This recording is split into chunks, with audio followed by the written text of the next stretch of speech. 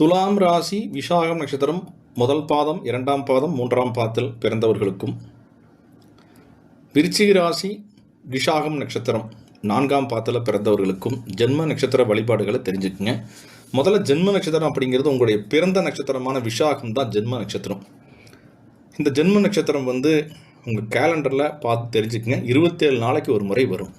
கோச்சாரத்தில் இருக்கக்கூடிய சந்திரன் உங்கள் ஜனனகால சந்திரனை கடந்து செல்லக்கூடிய காலகட்டம் ஒரு சந்திர பலம் கிடைக்கும்.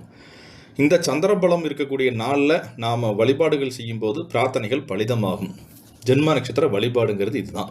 அப்போ விசாக நட்சத்திரக்காரர்கள் தங்களுடைய அந்த ஜென்ம நட்சத்திரம் வரக்கூடிய நாள் அன்று முருக வழிபாடுகள் செய்வது மிக மிக யோகம் தரும்.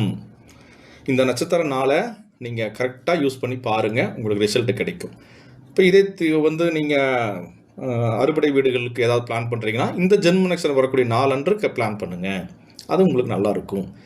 இதை மேற்கொள்வதால் என்ன நல்லது அப்படின்னு கேட்டிங்கன்னா, கடன், பகை, வம்பு, வழக்கு இதிலிருந்து கொஞ்சம் விடுதலை ஆகிறதும், அதே மாதிரி கணவன் மனைவி பிரச்சனை, குடும்ப உறவுகளில் வரக்கூடிய சிக்கல்கள் இதிலிருந்து கொஞ்சம் அந்த பிரச்சனையிலிருந்து வெளிவருவதற்கும் உதவும்.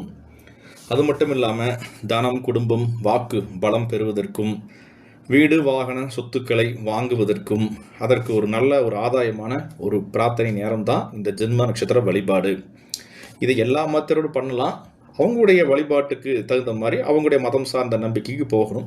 நீங்கள் ஜோதிட நம்பிக்கை இருக்குதுன்னா கிறிஸ்தவர்கள் இந்த நட்சத்திரம் வரக்கூடிய நாளன்னைக்கு நீங்கள் உங்களுடைய சர்ச்சுக்கு போகலாம்.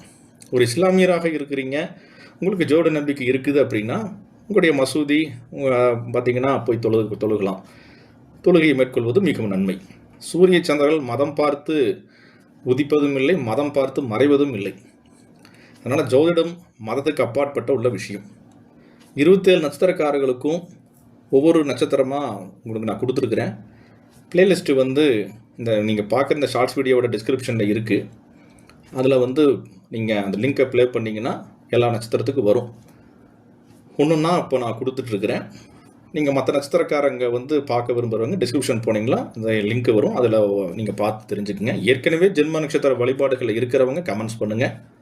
இந்த நாளை மறக்காமல் மிஸ் பண்ணாமல் போய் வழிபாட்டு செஞ்சுட்டு வாங்க. விசா நட்சத்திரக்காரர்களுக்கு ஜென்ம நட்சத்திர வழிபாடு, முருக வழிபாடு மிக யோகமும் மேன்மையும் தரும்.